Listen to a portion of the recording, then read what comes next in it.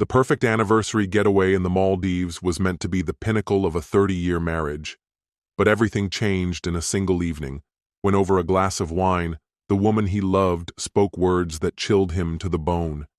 It wasn't a jealous outburst, nor a hidden affair, something far worse. It was brutal honesty wrapped in cynicism, betrayal disguised as a relationship refresh. Behind one door, a luxury villa, romance and champagne. Behind another, a law that doesn't forgive. When emotions boil and the face you've shared half your life with turns into a cold mask of indifference, there's only one option left.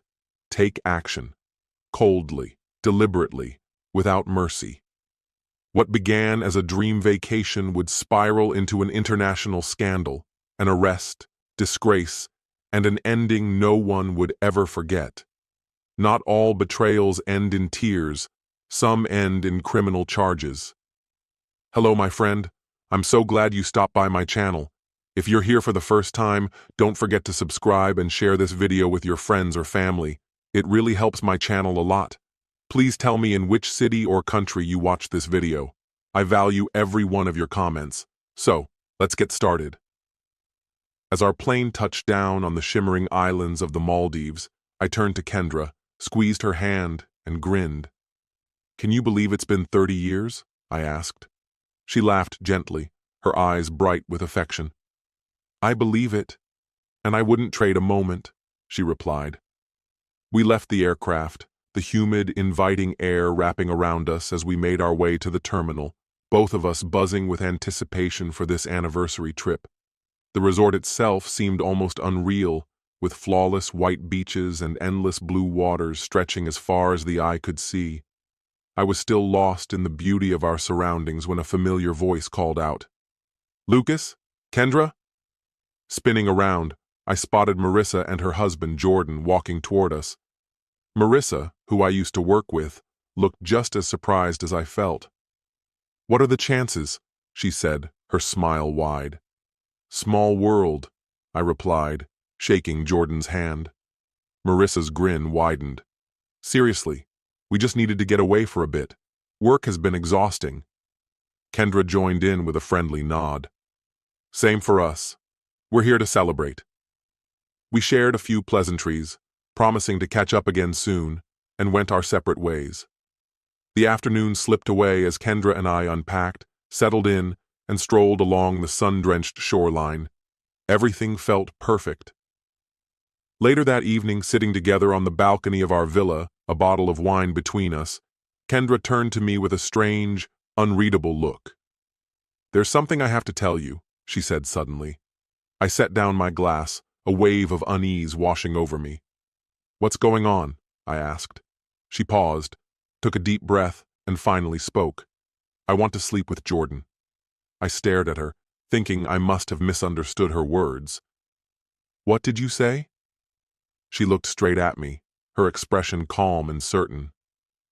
"I've thought about this a lot. There's something between Jordan and me. Now that we're all here, it just feels like the right moment." My stomach twisted. "You can't be serious," I managed to say. She shook her head. "I am, Lucas." I let out a harsh laugh, unable to hide my disbelief. "On our anniversary trip, you're telling me you want to sleep with another man? With Jordan?" She reached out, but I pulled away. "It isn't about hurting you," she insisted. "I just need this, just for one night. It won't change what we have." My thoughts spun out of control, my heartbeat drumming in my ears. It was obvious this wasn't a fleeting idea or a result of too much wine. She had made up her mind. After a long, heavy silence, I finally let out a breath and said, "No." I stared at Kendra, my mind reeling, heart pounding. For a moment, I wondered if this was some sort of elaborate joke, but the unwavering look on her face told me she meant every word. "So, you've been planning this?" I asked, my voice rough and edged with shock. She nodded, calm as ever. "Yes. Marissa and I discussed it weeks ago. She's okay with it. Actually, she's always found you attractive," Kendra added, her tone matter-of-fact. Frustrated, I ran my hand through my hair. And you assumed I'd be fine with this? Did you just expect me to jump into bed with Marissa while you're with Jordan? Kendra sighed, as if I was being unreasonable. That's not the point, Lucas. This is about bringing some excitement back, feeling really alive again, she said, her tone soft but determined. Jordan is full of life, energetic. I miss that spark. And let's be honest, you've noticed Marissa too. She's young and beautiful. Maybe this is something new we can share, openly and honestly. No secrets. My jaw tightened as I shook my head. You honestly think this will fix anything between us? I asked. She didn't hesitate. I do. We've spent 30 years together, Lucas. We built a life, raised a daughter, shared everything. But if we're honest with ourselves, things aren't what they once were. The spark, the passion, it's faded. This trip isn't just a celebration. It's a chance to rediscover what we've lost. Maybe this is what we need. My laughter sounded bitter as I gripped the balcony railing. So your solution is to sleep with someone else? Kendra gave a small, reassuring smile. It's not betrayal, she said quietly. It's about exploring something new. Jordan brings a different energy, and I want that. Marissa wants you. We could do this together, Lucas. It might be good for both of us. I felt every muscle tense as I looked at her, my wife of 30 years, the woman I had built my life around, the mother of our child. Her words echoed inside me, each one sharper than the last. If you go through with this, I said quietly but with certainty, we're done. Kendra didn't so much as blink. She stood there, arms crossed and head tilted, her expression as casual as if I'd told her the weather looked nice. Lucas, I paid for this trip, and I intend to make the most of it. If you want to sulk, be my guest, but I'm not going to let you spoil this for me. My fists tightened, knuckles white. So this was what 3 decades together came down to? Our anniversary, reduced to her just doing whatever she pleased? She exhaled, her tone unshaken. It's not cheating if I'm being upfront with you. Honestly, if you refuse, I'll just invite both of them anyway. I have zero qualms. Nausea churned in my gut, a cold wave of dread passing through me. Picturing my wife in another man's embrace was bad enough, but now she dangled the possibility of a threesome in front of me, almost daring me to feel the sting. Anger flooded through me, my jaw clamped shut. If you've already made up your mind, Kendra, then there's really nothing left here worth salvaging. Breath shaky, I tried to control the fury burning in my veins. Fine, go ahead. Run to Jordan. Have your fun. Have your night with both of them. Just don't expect me to stick around afterward. She stayed impassive, her composure unbroken. I shot her a final bitter glare, my voice dripping with disdain. You might as well start looking for a divorce lawyer. With that, I turned and left. By the time I got back to the villa, I was still fuming, half hoping, despite everything, that she'd had a change of heart. But she stood in front of the mirror, calmly fixing her hair, lipstick poised, preparing for a rendezvous, only not with me. She glanced over with a sly smile. Here's your last chance, she said, her voice sweet, but poisoned. You can either spend tonight with a gorgeous young woman or stay here and imagine me with Jordan and Marissa. Up to you. Her words hung in the air, a taunt more than a choice. I took a step closer, an icy smile forming. My reply was cold as stone, each word laced with venom. One final opportunity, Kendra. You can either try to fix what's left of us or live with what comes next. And I guarantee, when I'm finished, no one will be able to help you. She scoffed, rolling her eyes and flicking her hand in dismissal. Don't threaten me, Lucas. You don't own me. I've given you 30 years of my life, stayed faithful, and for what? She turned back to her reflection, her face set. Being with you is lifeless. I feel nothing, just numbness and routine. Most of the time, I have to pretend it's anything else. Her eyes found mine in the mirror, lips curling into a sneer. So do us both a favor and stop embarrassing yourself." Something inside me gave way. If Kendra wanted to fight dirty, I was ready to match her. She'd spent the whole day tearing me apart, treating me like an obstacle in her path, but she seemed to forget I wasn't built to just sit and take it. I closed the distance between us, my words coming out sharp and frigid. "Since you're so eager to take this road, let me give you something back, darling." I let the term sting, watching her composure flicker. "You call me boring?" "Here's the truth, sweetheart. Being with you is about as thrilling as watching paint dry in a thunderstorm.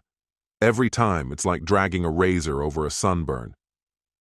Her face tightened, but I didn't stop.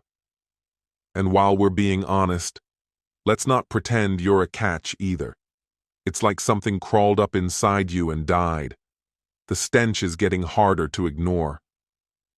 Her eyes burned with fury, but I held her gaze, letting a cold smirk cross my face. "So, no, you weren't the only one faking it. I kept trying because I cared. But since you're intent on humiliating me, I might as well return the favor." She stared daggers at me, fists clenched. I reached over, grabbed my electric trimmer from the nightstand, and tossed it onto the bed. "No matter how much you dress up tonight, I know where this ends. Here, take the trimmer. Jordan might thank me for the tip." For the first time, her confidence wavered. She stiffened, anger flaring behind her eyes. Maybe it was the insult, or maybe she just didn't expect me to stand up to her. Regardless, the mask was starting to slip. Still, she turned away, grabbing her perfume and spraying herself as if drowning in scent could cover up the betrayal. I watched her, silent, my rage cooling into a sharp, hardened resolve. She had made her play. Now it was my turn. Perched on the edge of the bed, I stretched out my legs and let a knowing smirk linger on my face. She might think she was orchestrating the night, but she couldn't see how deep the damage already went. Nothing could undo what had already been done. It was her choices that had reduced our marriage to ruins, yet here she was, expecting me to sort through the debris. Her heels struck the floor with each step, echoing through the room as she moved with a poise that faltered just beneath the surface. She hesitated in the doorway, a small shiver running through her posture. Glancing back at me, she searched my expression for any trace of surrender, maybe hoping I'd give in. Perhaps she thought I'd chase after her, reach for her hand, and plead with her to stay. But I only leaned forward, elbows braced on my knees, and let out a low chuckle. "You left the trimmer," I said. Her lips thinned, irritation flickering in her gaze, but she said nothing. With no reply, she slipped out of the room. Not once did she turn to look at me. Left alone, I stared at the void where she'd stood, feeling my chest ache with a sorrow I wished I could ignore. 3 decades, 30 years of shared laughter, hardship, and love, erased in a single night. And for what? All for a brief romance with someone younger? To try and reclaim a lost youth no matter what we had built together? I let out a heavy sigh, gripping my phone as the full weight of the situation settled over me. There was no salvaging our marriage. It was over, but I refused to let her walk away without facing the fallout. My thumb hovered over my contacts until I found Brielle, my daughter, my constant supporter. She picked up after one ring. "Dad?" she answered, her voice thick with sleep and worry. "Why are you calling so late?" Swallowing, I steadied myself before speaking. "Brielle, your mother's gone to be with a younger man tonight. She set up this entire trip for that reason. She told me herself." My voice caught, but I forced myself to keep going. "I'm leaving. I'll catch the first flight home. She can stay here." "What?" Brielle sounded shocked, her voice rising. "Dad, please, slow down." She pressed for more details. Running my hand through my hair, I clenched my jaw. "I just needed you to hear it from me," I said, hesitating at what I knew I had to say next. "I'm sorry for what I'm about to do." "Dad, wait." What do you mean? What are you going to do? She pleaded, alarmed. I gave her no answer, just ended the call before she could ask any more. My heart raced as I stared at the phone in my hand. Determined, I dialed the hotel reception. Good evening, Mr. Whitmore. How can we help you? The receptionist was unfailingly polite. I inhaled slowly, steadying myself. I need to report something to the police. Back in the States, two women together might barely raise an eyebrow. But here in the Maldives, it was a different matter. Sharia law's Section 411 was clear. Same-sex relationships could mean up to 8 years in prison, plus 100 lashes. Kendra had chosen her path. Now it was up to me to finish the story.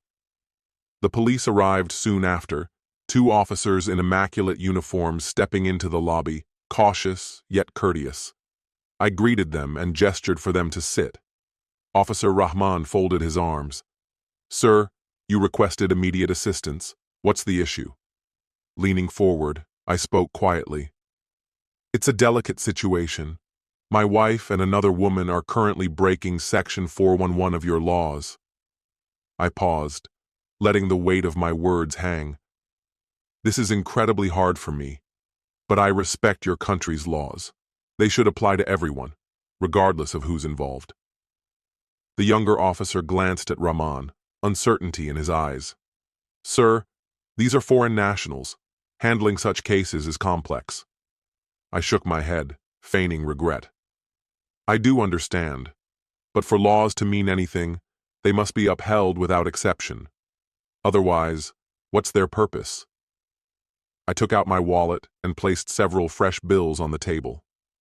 Of course, I know this is not simple. Please consider this a small gesture of appreciation for your time, your discretion, and your commitment to justice. Rahman's gaze lingered on the money before he spoke. We'll look into it, he said cautiously.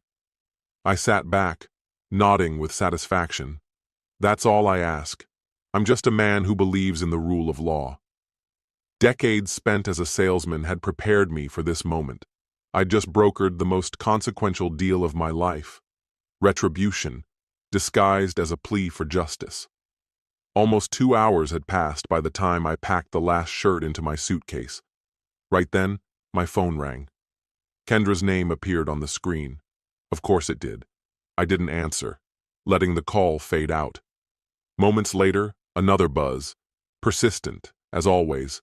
A touch of desperation, I mused, the corners of my mouth lifting in a subtle, sardonic smile. I carried on zipping up my bag, undisturbed. After all, she'd started this entire mess. Now she could deal with the consequences.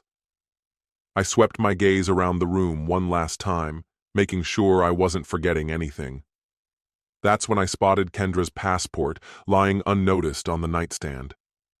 I picked it up, turning it over in my hand, and with little hesitation, slipped it into my own luggage. How forgetful of me, I thought, feigning innocence as I muttered the words under my breath. What an oversight. A dry, mirthless laugh escaped me. With my suitcase trailing behind, I made my way down to the lobby, the wheels making a gentle clicking sound across the floor. The receptionist acknowledged me with a polite nod as I approached the desk. Checking out, sir? He asked. That's right, I replied, handing over my card. I'll just settle my share. I offered a practiced shrug. My wife's things are still in the room. She'll take care of her end. The clerk paused for a second, uncertainty flickering across his face. Will your wife be staying on? He ventured. I gave him a tight-lipped smile. That's her decision, I said coolly. I won't be around to see what she chooses. He completed the transaction, handed me my receipt, and wished me a good journey. Thank you for your stay, sir. Safe travels. I'm sure I will, I replied, collecting my things and heading out the door. At the airport, I moved through security without incident, a surprising calm settling over me. The previous hours had been a blur, but now, as I waited at the gate for my flight, a sense of accomplishment took hold, something I hadn't felt in ages. When I finally made it home and stepped into the familiar hallway, I hadn't even finished setting down my bags before I heard someone coming. Turning, I saw Brielle in the living room, arms crossed, her expression unreadable. She'd made it back before me. "What did you do?" she demanded, her voice sharp and accusing. I raised an eyebrow, letting my suitcase fall to the floor. "Well, that's a nice greeting," I answered, feigning obliviousness. But Brielle wasn't interested in pleasantries. "Drop the act, Dad," she shot back, taking a step forward. "Mom's in jail." She barely paused, the words spilling out in a rush, tight with anger and disbelief. "Everyone's trying to get her out, and you're here acting like nothing happened." I took a slow breath and kept my voice calm. "I really don't know what you're talking about," I replied evenly. Brielle's hands balled into fists. "Mom was with Jordan and Marissa," she blurted, her whole body trembling. "There was a raid, no warning, the police stormed the villa. All three were arrested, and the charges are serious. She could get up to 8 years if convicted." Leaning against the kitchen counter, I crossed my arms and let a frosty, almost satisfied smile touch my lips. 8 years, I echoed, letting the words hang in the air. That's a stiff sentence for one night with someone half your age. I shook my head, releasing a brittle chuckle. Guess chasing after lost youth comes at a price. Brielle's eyes blazed. "This isn't funny, Dad!" she shouted. "We need to help her." I sighed and motioned toward the couch. "No," I said, my voice firm. She stared at me, speechless. "What are you saying?" she managed, her voice cracking. I looked her in the eye, unmoved. "Tomorrow morning I'm filing for divorce," I declared, each word deliberate. Brielle's face contorted with disbelief. "You can't just do that," she pleaded, her voice rising in desperation. My gaze hardened. "I can, and I will," I replied coldly. "You'll see." She looked at me as if I'd slapped her.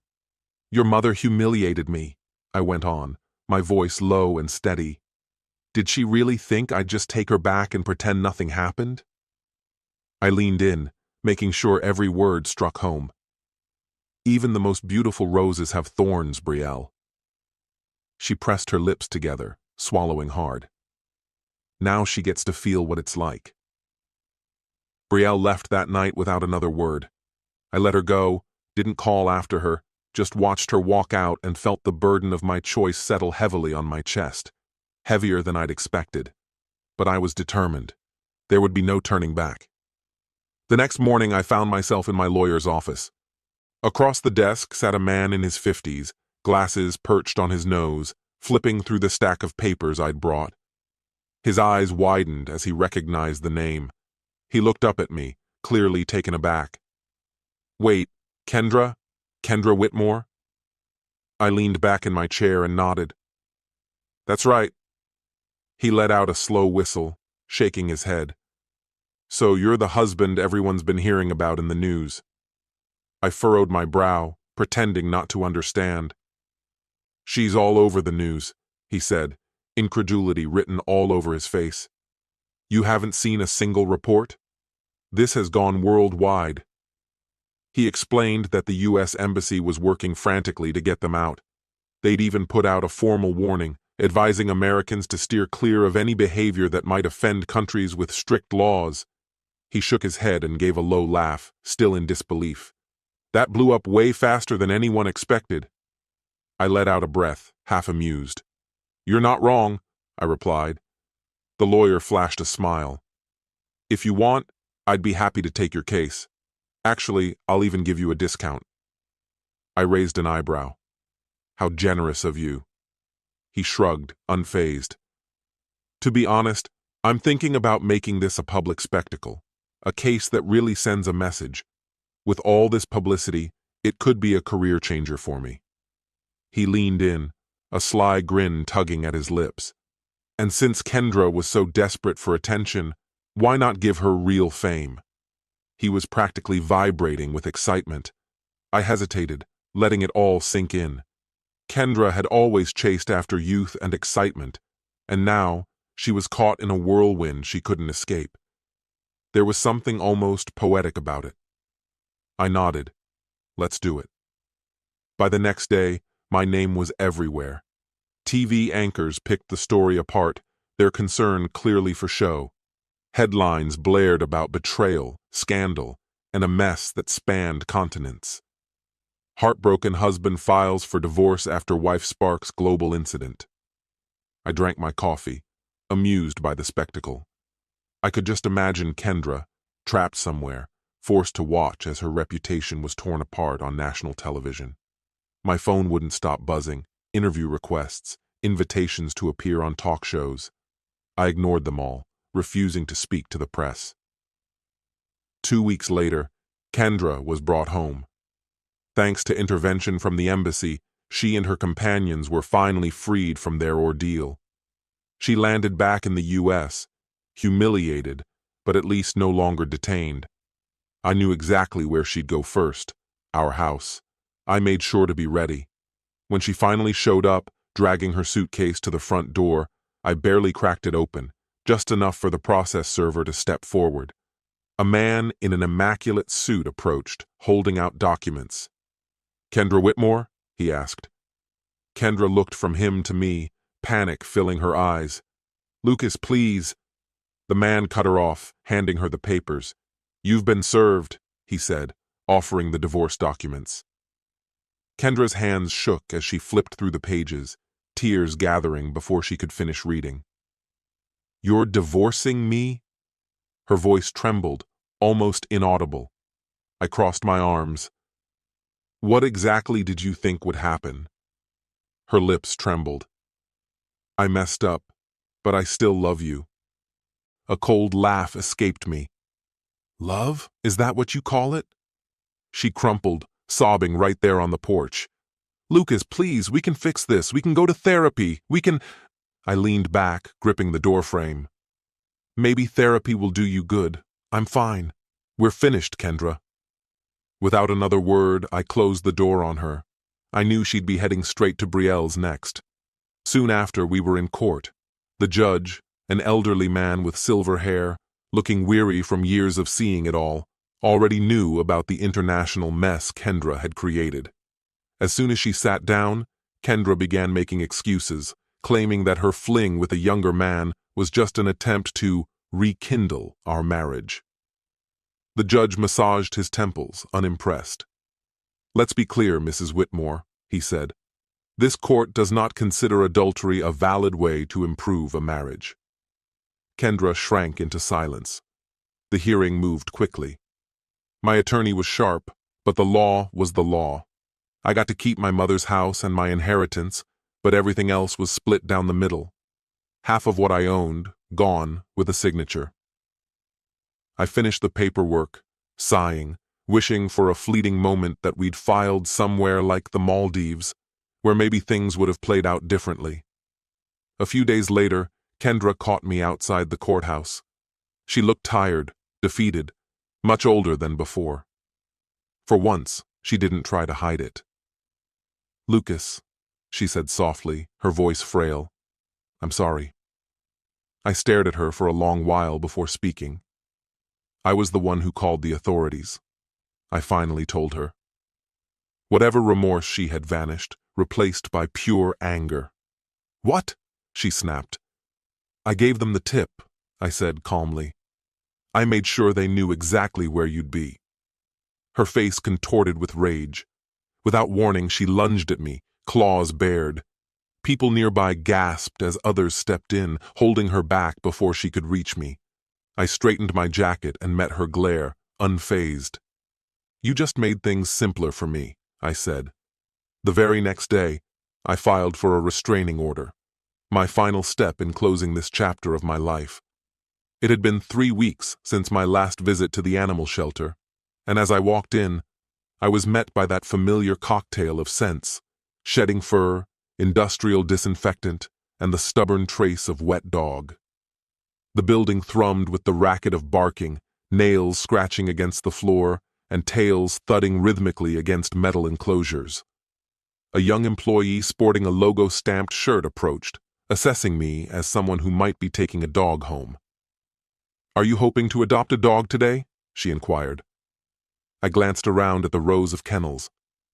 "I'm interested in German shepherds," I answered. Her eyebrows shot up in mild disbelief. "We actually have several. How many did you have in mind?" I couldn't help but smile. "5. She hesitated, clearly startled. "5 dogs? That's a serious commitment." I chuckled. "Don't worry, I know what I'm doing."